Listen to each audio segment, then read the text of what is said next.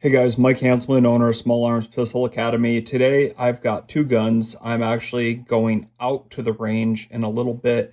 But last time I shot, I did not clean my firearm. People ask me all the time, like, how many rounds do you shoot before you actually clean your gun? And my answer, all right, this is maybe not what you guys do, but this is what I do, is I personally do not clean my firearms all the time.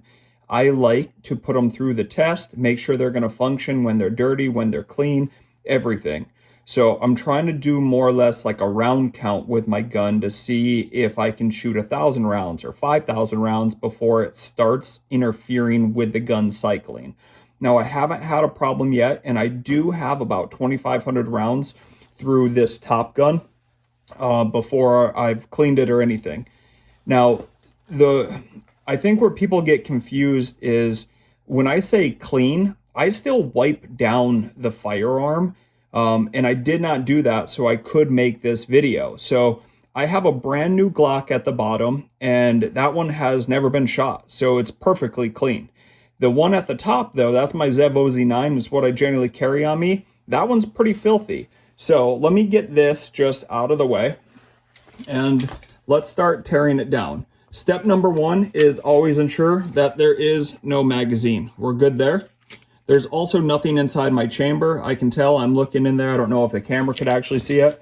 And now I'm going to try to do this around cameras. This is a little weird for me. So what I'm going to do is close my slide. I know there's nothing in here. For this gun, I have a little lever right here, and I have it on the other side as well.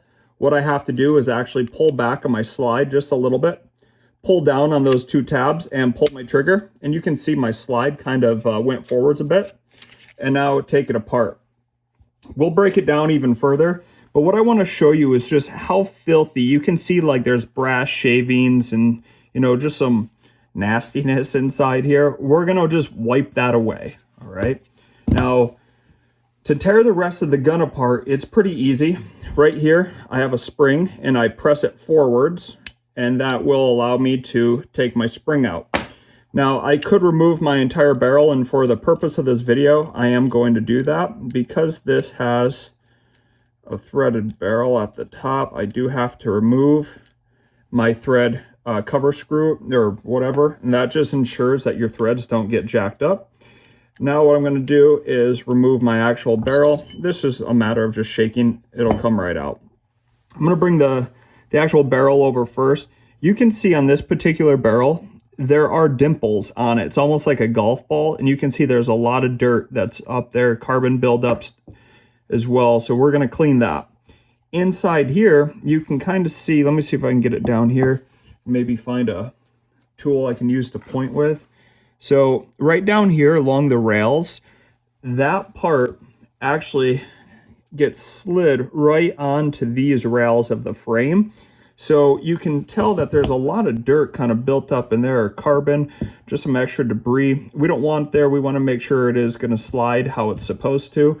So again, I'm not literally cleaning my gun. All I'm doing right now is removing some of that dirt. So this right here is solvent. This is a shooter's lube. This is what I like cleaning my firearms with. It's not what I'm going to use today. So I'm going to throw that off to the side. Now, I do have their lubricant as well, so that's why it says stage 2 at the top of it. This is what you would use after you actually clean your firearm. We will use some of this today, but we also have Fire Clean. This bottle's old as hell, as you can tell. You know, can't really read anything. You can find this on Amazon, though. Again, it's called Fire Clean. I'm just going to set this here out of the way so we can work with everything else. So step number one is I use just an old baby burp rag. And what I'm going to do is put this inside here, get my finger inside here. I know this is really close, so it's going to be hard for you guys to see some stuff. But the part that I was using was not dirty, and you can tell how filthy that is right here. And all I'm going to do is try wiping away some of that carbon buildup inside here. We'll flip it over.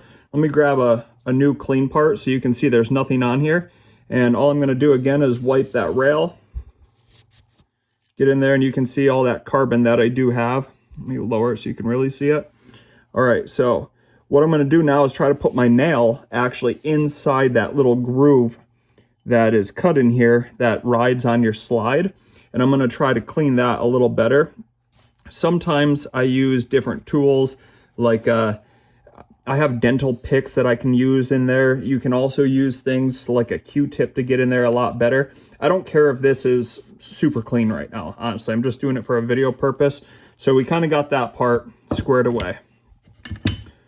Now, my actual slide or frame right here, I have where my slide attaches, and I want to make sure that that's also clear of any debris. So I'm just going to wipe it. Nothing fancy yet, just wipe those, any contact points off. Now when you look at it, it looks a lot better. Up in here, I still have a whole bunch of debris. I'll turn it this way so you can see everything down in here. There's no reason to leave that in there. The gun's already apart, so I'm going to wipe all of that, as well as this little component right back here. So let me see if I can get my hands around these lights and do this without bumping the camera too bad.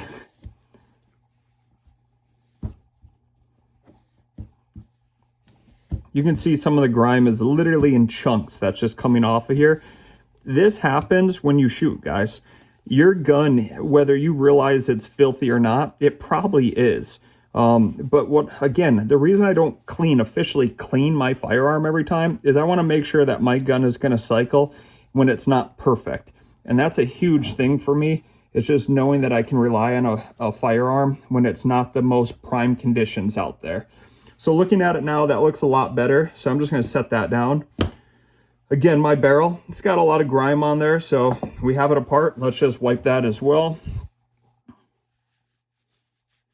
Nothing too crazy. I'm just going to wipe it. Now, what I'll do after this is start inspecting the gun, because I'm going to add lube to the gun. And I just wanted to get those big chunks kind of off of everything. So now what I'm going to do is start adding the lube to my firearm. When I go to add the lube, you can add whatever amount makes you happy, guys. I really don't care how much you put on it. If you have too much, it becomes a holding area for more dirt to get collected. So you want to use something reasonable. But if you do have too much on there, as you shoot, you're probably going to just blow some of it off. Just wipe your gun down after you shoot, and you don't have to really worry about it too much. So I'm going to use this. The reason I do like this one is because I have an application needle on it. So if I really just wanted to get it only on this, I'm able to squeeze it. And you can see there's one little drop. And I can start applying it very precise. Now, I don't really care how much is on here. So just for today's sake, what I'm going to do is open this up quite a bit. And I'm just going to add a drop of this so you can see the difference. That's significantly more, and that was only one drop. And that's where your fire clean or an application needle is superior when you go to clean your firearms. But again, for today, not the end of the day, I'm going to actually run all these through a big ultrasonic cleaner when I'm done shooting today. So we can make this a little oily right now, and we'll let the machine take care of it later on. Now what I have to look for is anything that is worn. So if we look, I'm going to grab a screwdriver or something. This one's a little obnoxious, but you'll get the drift. Right here to the right hand side of there, you can see there's a worn part. Over here on this side, you can see there's some silver right next to where my screwdriver is on that rail. That just tells me that there's some contact being made when that slide's coming backwards. So I want to make sure I do have enough oil on that or lube on that. So when I am cycling the gun, it's going to cycle the correct way. This is good enough for right now, but there's one more point that I found a smaller screwdriver. Let's use this one. Right up front here, you can see that I have some wear points up here too. So what I'm going to do is just put a small dot on there. Nothing crazy on that, okay? So I'm just going to do it like that for right now. My barrel, when I start looking at here, I can see right up at the front of it, you can see some silver. This should be black. You can see all the wear components on that as well.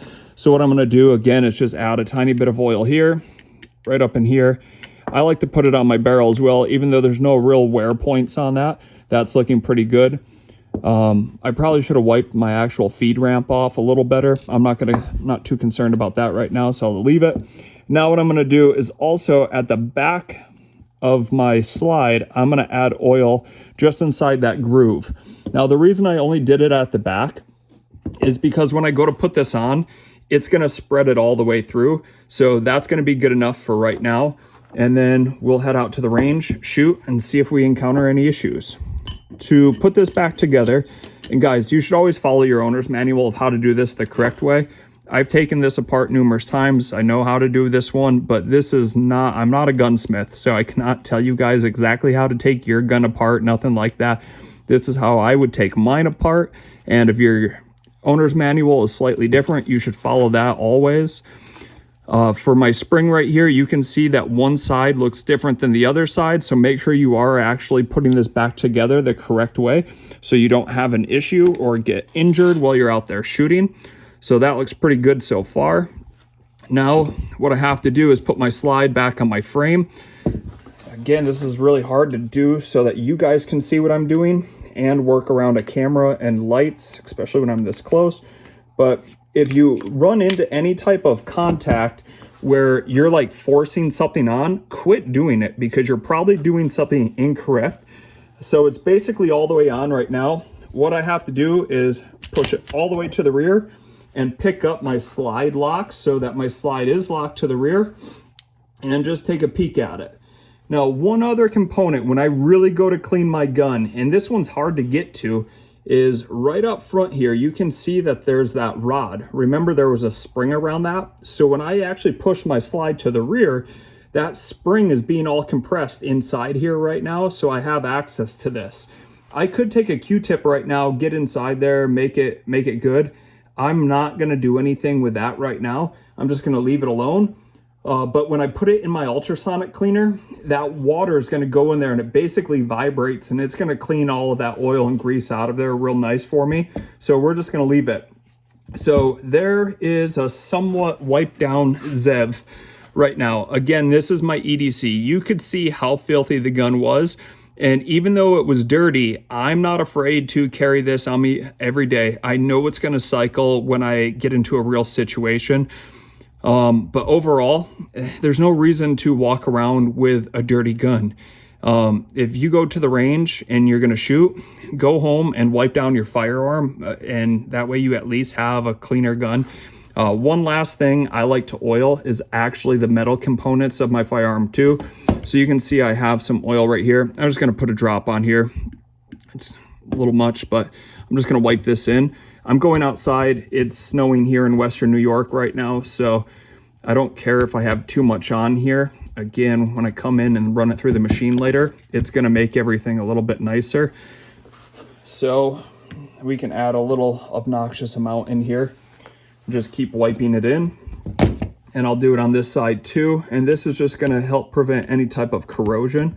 So